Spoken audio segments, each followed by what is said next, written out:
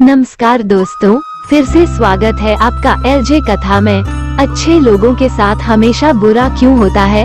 वही जो लोग बुरे कर्म करते हैं और अज्ञान की राह पर होते हैं, वो खुशहाल दिखते हैं। श्री कृष्ण ने इसका जवाब गीता में दिया है। गीता सार। आपने महसूस किया होगा कि जो लोग अच्छे कर्म करते हैं वो परेशान रहते हैं, वहीं जो बुरे कर्म करते हैं वो खुशी से रह रहे होते हैं। अच्छे कर्म करने वाले परेशान होते हैं कि आखिर उन्हें इतनी परीक्षा क्यों देनी पड़ रही है, जबकि जो अधर्म की राह में हैं, वो खुश हैं और जिंदगी का लुत्फ उठा रहे हैं। अगर आपके मन में भी ये सवाल आया है, तो आज हम आपको इसका जवाब देंगे। ये जवाब वो है जो भगवत गीता में लिखा है और श्री कृष्ण ने अर्जुन को दिया था। भगवत गीता में वर्णित कथा के अनुसार जब भी अर्जुन के मन में कोई दुविधा होती थी तो वो श्री कृष्ण के पास पहुंच जाते थे। एक बार की बात है, अर्जुन भगवान श्री कृष्ण के समीप आकर कहा कि वो दुविधा में है और इसका जवाब वो श्री कृष्ण से चाहते हैं। श्री कृष्ण ने पूछा कि क्या सवाल है? अर्जुन ने कहा, मुझे ये जानना है कि अच्छे लोगों के साथ हमेशा बुरा ही क्यों होता है, वही बुरे लोग खुशहाल दिखते हैं।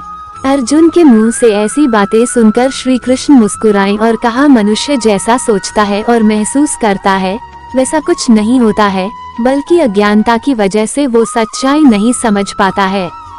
अर्जुन उनकी ये बात समझ नहीं पाए। इसके बाद श्री कृष्ण ने क्या कहा वो जानते हैं।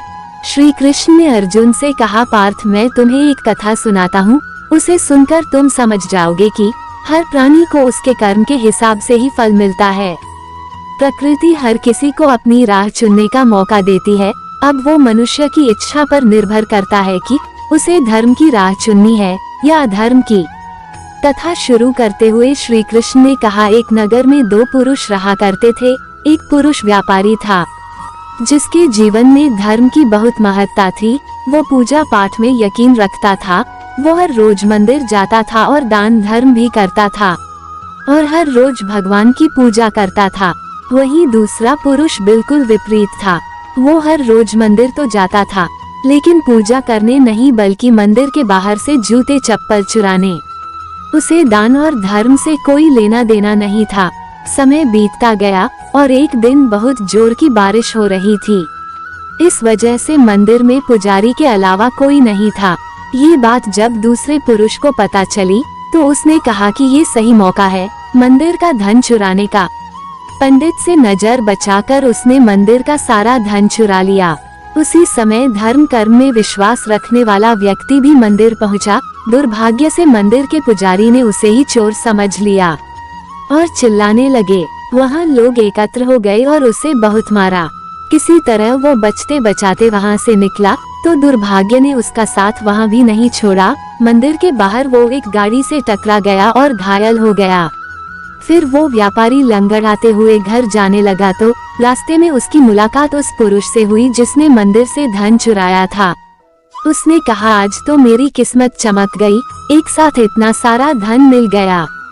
ये सब देखकर उसे बहुत बुरा लगा और उसने अपने घर से भगवान की सारी तस्वीरें निकाल दी। कुछ सालों बाद दोनों की पुरुषों की मृत्यु हो गई। मरने के बाद जब दोनों यमराज की सभा में पहुंचे और भले पुरुष ने दूसरे व्यक्ति को देखा तो उसे बहुत गुस्सा आया। उसने क्रोधित होकर यमराज से पूछ ही लिया, मैं तो हमेशा अच्छे कर्म करता था, दान में विश्वास रखता था, उसके बदले जीवन भर मुझे अपमान और दर्द ही मिला और इस व्यक्ति को नोटों से भरी पोटली। आखिर ऐसा भेदभाव क्यों? इस पर यमराज ने कहा, पुत्र, तुम गलत समझ रहे हो।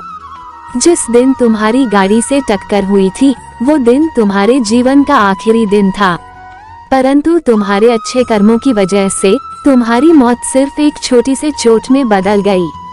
तुम इस दुष्ट व्यक्ति के बारे में जानना चाहते हो? दरअसल इसके भाग्य में राजयोग था, मगर इसके कुकर्मों और अधर्म की वजह से वो सिर्फ एक छोटी सी धन की पोटली में बदल गया।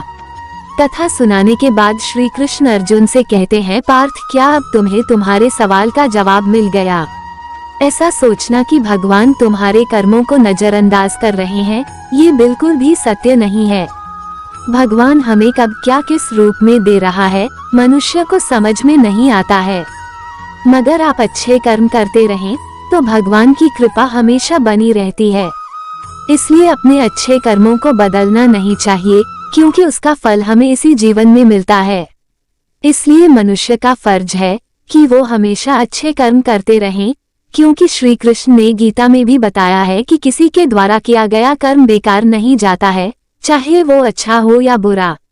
वीडियो अच्छी लगी हो तो हमारे चैनल को लाइक, शेयर और सब्सक्राइब करना ना भूले। मिलते हैं नई वीडियो में। धन्यवाद।